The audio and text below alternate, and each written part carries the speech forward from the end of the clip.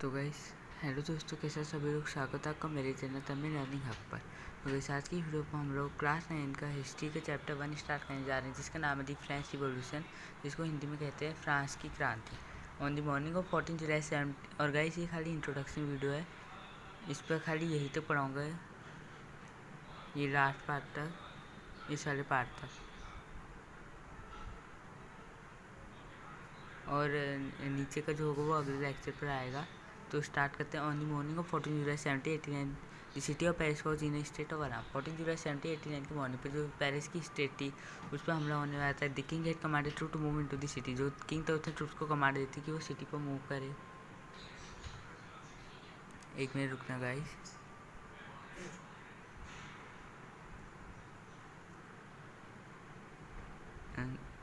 कहा था, हाँ, rumour spread that he would soon order the army to open fire upon the citizen.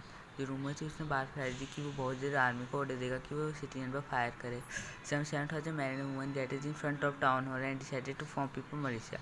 और कुछ 7,000 मैन एंड वुमेन गैदर्ड हुए town hall के पास में और उन्होंने पीपल मलेशिया बैठाने का डिसाइड किया। They broke into number of government building search of arms. उन्होंने आर्म्स की सर्च पर बहुत सारी गवर्नमेंट बिल्डिंग को भी तोड़ा।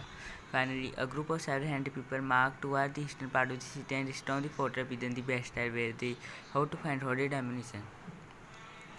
और आखिर में बहुत सारे 100 पीपल का ग्रुप मार्क हुआ ईस्टर्न सिटी के ईस्टर्न पार्ट्स पर। उन्होंने फोर्ट्रेस विजन को स्टॉर्म करा, बैस्टाइल को स्टॉर्म करा, जहाँ पर उन्होंने सोचा कि होल्डेड एम्यूनिशन मिलेगा, यानी कि आर्म्स व एम्यूनिशन का stock.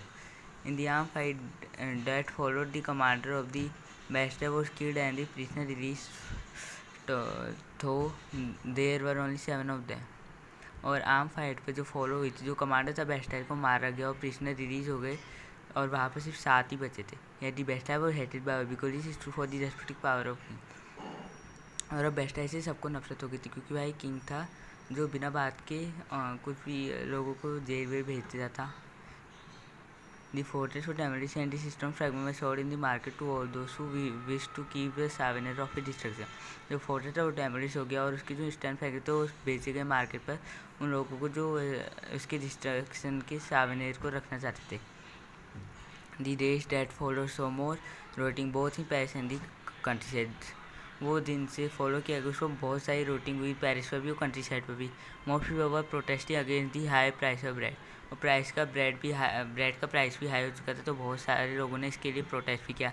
Much later when historians look back upon this time they saw it as the beginning of the chain of event that ultimately led to the execution of the king in France, तो most people at the time did not anticipate this overcome. और बहुत time बाद जब historian ने उस समय पर वापस देखा, उन्होंने देखा इवेंट की चेन की स्टार्टिंग हुई थी जो अचानक से, जिसकी वजह से अचानक से एग्जीक्यूशन हो गया फ्रांस के किंग का। और बहुत सारे लोग उस समय पर एंटिसिपेट नहीं करते थे इस आउटकम का। How and why this happen, ये क्यों हुआ और कैसे हुआ। तो गाइस आज की वीडियो को यही प्रेजेंट करते हैं। मिलते हैं नेक्स्ट वीडियो पर। नेक्स्ट लेक्चर पर आपको बताएंगे कि फ्रेंच सोसाइटी कैसी थी 18th सेंचुरी के समय। मिलते हैं नेक्स्ट वीडियो पर। Thanks for watching and bye.